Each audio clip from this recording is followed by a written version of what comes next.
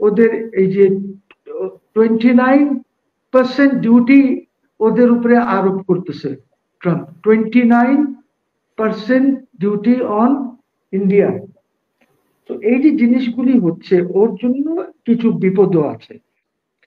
টাকা বিদেশ থেকে আনবেন না, এই যে টাকা লুটপাট হয়েছে বলছে না, টাকা নিয়ে আসবে ইউনূস সাহেব। ইউনূস সাহেবের কথা তো সবাই শোনে, টাকা নিয়ে আসবে। উনিও এখানে কয়েকজনকে এমপ্লয় করেছেন টাকা আনার জন্য। আপনাকে তো এভিডেন্স নিয়ে আসতে হবে, তখন তো জেরা করা হবে, যে সাক্ষী দেবে। এখনই দেখা যাচ্ছে যে যাদেরকে দিয়ে মামলা করাচ্ছেন ওরা এসে বলছে যে আমি তো মামলাই করি নাই, আমি তো জানিও না কিছু এদের ব্যাপারে। ফলস নেম, ফেক নেম দিয়ে আপনি মামলা করাচ্ছেন। ট্রাম্প আর মোদির ব্যাপারে আপনি যদি বডি ল্যাঙ্গুয়েজ দেখেন দুইজনের, আপনি দেখবেন যে মোদি একটু বিধ্বস্ত মনে হচ্ছিল, যেরকম সবসময় সে একটু হাসি খুশি থাকে তা না। এবং যখন মোদি ট্রাম্প সাহেব শেষ করলেন যে বাংলাদেশ আমি প্রাইম মিনিস্টারের উপরে ছেড়ে দিলাম, মোদি কিন্তু বাংলাদেশ শব্দটা উচ্চারণই করে নাই। সে যতক্ষণ বলেছে, সে শুরুই করলো ইউক্রেন যুদ্ধ দিয়ে, বিকজ তার তো আর বাংলাদেশের জন্য কথা বলার দরকার নাই, সে তো যা করার করবেই। কাজে আপনি তো দেখেন 4000 কিলোমিটার বর্ডার ইয়ার, আপনি যে কোনো মিলিটারি স্ট্র্যাটেজিস্ট এর সাথে কথা বলবেন, সে বলবে যে আপনি এখন তো দেখেন আপনার বিজেপির সাথে কাল না পরশু দেখলাম রামদাও নিয়ে জনগণ বিজেপিরে খেদাই দিছে, বাংলাদেশের টেরিটরির মধ্যে ঢুকছে তারা রামদাও নিয়ে, বুঝছেন, এইসব নিয়ে লাঠি রামদাও নিয়ে করতেছে। তো এখন তো ওরা এই ঝামেলায় আছে। কিন্তু একটা জিনিস দেখেন, we have to be realistic. International অ্যাফেয়ার্সে আমাদেরকে ইন্ডিয়ার সাথে আমাদের রিলেশনশিপটা স্টেবিলাইজ করতে হবে, রিসেট করতে হবে আমাদেরকে। এইটা করতেই হবে, নইলে তো আপনি তো আপনার জিওগ্রাফিটা চেঞ্জ করতে পারবেন না, ওদেরকে সাথে নিয়ে থাকতে হবে আপনাকে। সো আপনাকে কিছু স্ট্র্যাটেজিক ডিসিশন নিতে হবে যে কিভাবে করবেন। আর in as much as Modi is concern, দেখেন মোদির একটু হাত আরো শক্ত হয়েছে, বিকজ সে দিল্লিতে ইলেকশন জিতে গেছে, সে ছত্তিশগড়ে ইলেকশন জিতে গেছে, বুঝছেন। সো এখন যে জিনিসটা হচ্ছে ইন্টারনাল পলিটিক্স, বাট এক্সটার্নালি ওর অবস্থা ভালো না, ওদের ইকোনমিক অবস্থা যে খুব ভালো তা না, নাম্বার ওয়ান। নাম্বার টু, ওদের এই যে 29% ডিউটি ওদের উপরে আরোপ করতেছে ট্রাম্প, 29% ডিউটি অন ইন্ডিয়া। তো এই যে জিনিসগুলি হচ্ছে ওর জন্য কিছু বিপদও আছে। সো এখন কিন্তু as much as Hasina is concern, আমার মনে হয় সে ওদিকে এত তাকাবে না। এখন সে যেটা চেষ্টা করবে যে বাংলাদেশের জনগণ বা বাংলাদেশের লোকজনের সাথে একটু হাতটা বাড়াবে এবং অন্য দলগুলির সাথে সে হাতটা বাড়াবে। আগে যেভাবে সে এক ফ্যামিলিকে নিয়ে থাকতো, এখন ইন্ডিয়ার পক্ষে একটা ফ্যামিলিকে নিয়ে থাকাটা সম্ভব হবে না। তবে আমাদের এখানে হাসিনাকে আমরা যাই করি না করি, কি বিচার হবে না হবে,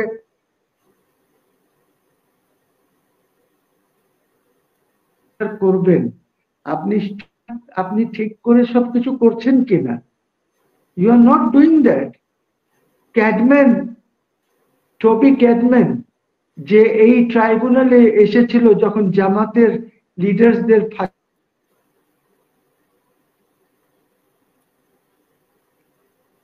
অ্যামেন্ডমেন্ট করে এই ট্রাইব্যুনাল দিয়ে বিচার করতে পারবেন না। টবি ক্যাডম্যান ইজ হিয়ার, সে তো এই আন্তর্জাতিক ইসের অ্যাডভাইজার আছে সে। So you have to understand situation এত সহজ না। তার মানে আওয়ামী লীগের বিচার, আওয়ামী লীগকে নিষিদ্ধ, এগুলো এত সহজ দাঁড়াতে, জি, not at all, not at all. আপনাকে এই জিনিসগুলি দেখতে হবে যে কিভাবে। আর মুসিবত হচ্ছে কি দেখেন, এই যে যদি সবখানে আপনি যদি এনজিওর লোকজনকে বসান, তাহলে ওরা কিভাবে সরকার চালাবে।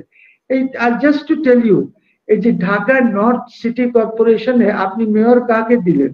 অ্যাডমিনিস্ট্রেটর, এনজিও, এনজিও, ওই নদী নালার এনজিও, ওকে আপনি লাগাই দিয়েছেন এখানে। সে কি চালাবে বলেন আপনি আমাকে? সিটি কর্পোরেশন চালানো is it N easy job? এত সোজা যে চালিয়ে নেবে? সাউথে কাকে দিয়েছেন? একজনকে দিয়েছে, আমি ঠিক জানি না, বাট নর্থে যেহেতু আগে হচ্ছে আমি দেখেছি সে এনজিও। সো আমরা এইভাবে যদি মনে করি, because Yunus himself is also an NGO, Yunus himself is also an NGO guy, উনিও একটা এনজিও চ্যাপ। সো উনি সব ওনার আশেপাশে যারা ছিল ওদেরকে দিয়ে আসতেছেন। আমি একটু আগে দেখেন, let me tell you this, টাকা বিদেশ থেকে আনবেন না, এই যে টাকা লুটপাট হয়েছে বলছে না, টাকা নিয়ে আসবে ইউনুস সাহেব, ইউনুস সাহেবের কথা তো সবাই শোনে, টাকা নিয়ে আসবে। উনি ওইখানে কয়েকজনকে এমপ্লয় করেছেন টাকা আনার জন্য, ওই ওনারই সব idiots have been employed there. You see, আপনি জানেন, জিজ্ঞেস করে তারা, আচ্ছা কার টাকা লুট হয়েছে? একটা হচ্ছে আমি কারাপশন করেছি, টাকা নিয়ে গেছি। আমরা বলছি ব্যাংকের টাকা এস আলম লুট করেছে, ব্যাংকের টাকা মেঘনা গ্রুপ অফ ইন্ডাস্ট্রিজ লুট করেছে, সালমান লুট করেছে। তো ওদের কথা হচ্ছে যে ওই ব্যাংকস গুলি তো আসতেছে না টাকা উদ্ধার করার জন্য। What has the government got to do with this? আইএফআইসির টাকা লুট হয়েছে, সরকারের কি আছে? ইসলামিক ব্যাংকের টাকা লুট হয়েছে, সরকারের কি আছে? আমরা বুঝি it's public money, we understand that, কিন্তু ওদের কথা হচ্ছে ওরা আসে না কেন?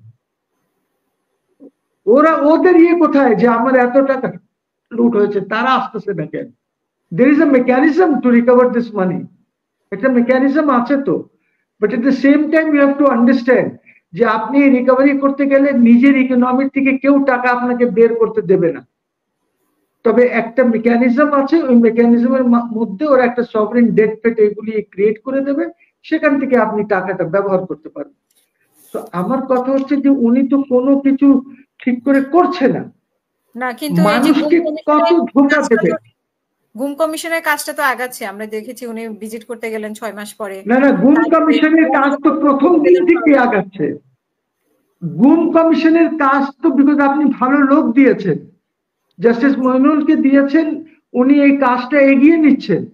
এবং উনি তো রিপোর্ট দিয়েছেন সবচেয়ে আগে, ইন্টারিম রিপোর্ট 2 বার দিয়েছে, তারপরে ফাইনাল রিপোর্ট দিয়েছে উনার। আপনি কমিশনের মতন কমিশন বানালে তো কাজ হবে। তাহলে কি আপনি আলী রিয়াজকে দিয়ে সংবিধান ঠিক করবেন? শাস্তির আওতায় আসছে না কেন? মানে গুম কমিশন যদি ঠিক মতো কাজ করে তাহলে শাস্তির আওতায় যাদের নাম এসেছে তারা শাস্তির আওতায় আসছে না কেন? গুম কমিশনে যাদের নাম উঠে এসেছে তারা কেন শাস্তির আওতায় আসছে না? আচ্ছা, আমি খুব শর্ট লিখেছি হোয়াট দ্য প্রবলেম ইজ। এত ইজি না তো। কমিশন যে কাজ করে, কমিশন এই রিপোর্টটা এত মোটা হওয়া উচিত ছিল, আমার কাছে আছে এই এতটুকু, ঠিক আছে? সো এই জিনিসগুলি দিয়ে কোনো লাভ নাই।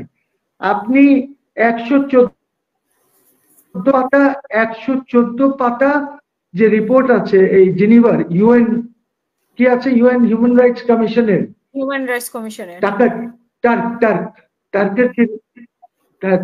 টার্কের যে রিপোর্টটা আছে, এই রিপোর্ট দিয়ে কি প্রসিকিউশন হবে? এই রিপোর্ট হচ্ছে জনগণকে একটা ইয়ে দেওয়ার জন্য যে দেখো ইউনাইটেড নেশনসও বলেছে যে এই কাজ করেছে সেই কাজ করেছে, কিন্তু একটি ব্যক্তিকে যখন আপনি ট্রায়ালে আনবেন তখন তো এভিডেন্সের প্রয়োজন হবে, আপনাকে তো এভিডেন্স নিয়ে আসতে হবে, তখন তো জেরা করা হবে, যে সাক্ষী দেবে। এখনই দেখা যাচ্ছে যে যাদেরকে দিয়ে মামলা করাচ্ছেন ওরা এসে বলছে যে আমি তো মামলাই করি নাই, আমি তো জানিও না কিছু এদের ব্যাপারে। ফলস নেম, ফেক নেম দিয়ে আপনি মামলা করাচ্ছেন, লাভ হবে? আপনি কাকে বেকুব বানাচ্ছেন? আপনি রাষ্ট্রের সাথে কেন ফ্রড করছেন? প্রত্যেকটা মুহূর্তে আপনি রাষ্ট্রের সাথে ফ্রড করছেন, প্রত্যেকটা মুহূর্তে, বুঝছেন? সো কথা হচ্ছে যে আন্ডার এস্টিমেট করবেন না আওয়ামী লীগকে, একদম করবেন না।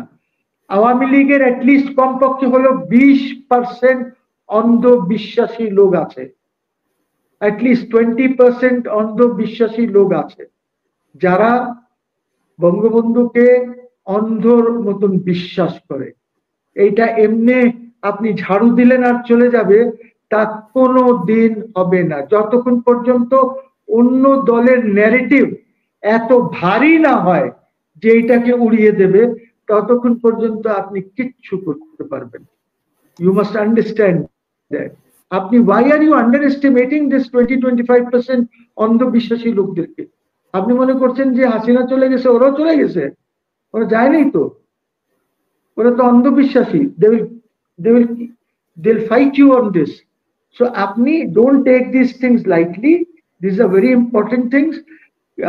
যদি পারেন, আমি দেখেন রাষ্ট্র আর দেশের জন্য বলছি, ইনস্টেড অফ দিস ফাইজলামি, এই যেটা করছেন এই কমিশন, আর এখন ওই যে কি একটা করেছেন যে সব কমিশনারদেরকে দিয়ে 6-7 জনকে দিয়ে আপনি এখন নিজে হেড হয়ে কি যেন একটি ইউনিটি করতেছেন। ইউনিটি বলে কোনো কাজ হবে না। Hasina, let me tell you this, ছাত্ররা ডিভাইডেড, ঠিক আছে? ওদের অফিস রূপায়ণ টাওয়ারে ছিল। some of them have moved out of রূপায়ণ টাওয়ার এবং সেগুনবাগিচায় তারা নতুন অফিস নিয়েছে, ঠিক আছে? এই জিনিসগুলি ইউ হ্যাভ টু আন্ডারস্ট্যান্ড। যারা পলিটিক্স করে ওদেরকে সবকিছু জানতে হবে। কেন করেছেন জানেন? বিকজ 10টা সিট বিএনপি ওদেরকে দেবে, এটা আলাদা করে নিয়ে গেছে তারা। So it's not so easy. আপনি কি মনে করেন এই ছাত্র, তাহলে কি ছাত্রদের এখন দুটো ছাত্ররা কি রূপায়ণ একটা টাওয়ারে সেগুনবাগিচায় আর একটা রূপায়ণ টাওয়ারে? জি। তো কাদের সাথে চুক্তি হয়েছে যে 10টা সিট মানে পলিটিক্স এত সোজা, পলিটিক্স এত সোজা যে আমরা এখানে বসে টক শো করে দিলাম আর পলিটিক্স হয়ে গেল। আরে পলিটিক্স কোথায় হচ্ছে you don't know, you have to understand. আমাদের টক শো বক্স দিয়ে কিছু হবে না, পলিটিক্স তো গ্রাউন্ডে হচ্ছে, সবাই লেনদেন চলতেছে। কাদের সাথে চুক্তি হয়েছে যে 10টা সিট দিবে? রূপায়ণটারে যারা আছে তাদের সাথে না নয়াপল্টনে যারা? ওরা হলো জামাত, ওরা জামাতের সাপোর্টেড, ওরা যারা ওদিকে রয়ে গেছে। এইসব কথা আমি এরকম বলতে চাই নাই, কিন্তু Hasina you have provoked me যে আমি এই কথাটা বললাম। দ্যাট রাজনীতি ইজ নট সো ইজি। আপনি মাঠে থাকবেন, আপনাকে মাঠে না থাকলে আপনি কিচ্ছুই বুঝবেন না, আপনি জানবেনও না যে কোথায় কি হচ্ছে। It's so difficult, and especially Bangladesh, India, Pakistan, এখানে এত কনস্পিরেসিস হয়, কোন সময় অমুক কনস্পিরেসি করছে, কোন সময় অমুক করছে। Just take a look at Pakistan, what is happening there, কিভাবে আইএসআই রোল প্লে করছে। আইএসআই এইখানে ভিজিট করে গেল, the new ISI chief, he came to Dhaka. সে কোথাও লাঞ্চও করে নাই, ডিনারও করে নাই, সে তার কাজ করছে। কি কাজ করেছে আই ডোন্ট নো, বাট করে গেছে। What was his I have no idea মিশনটা কি ছিল, এখনো খবর পাইনি, হয়তো পাওয়া যাবে।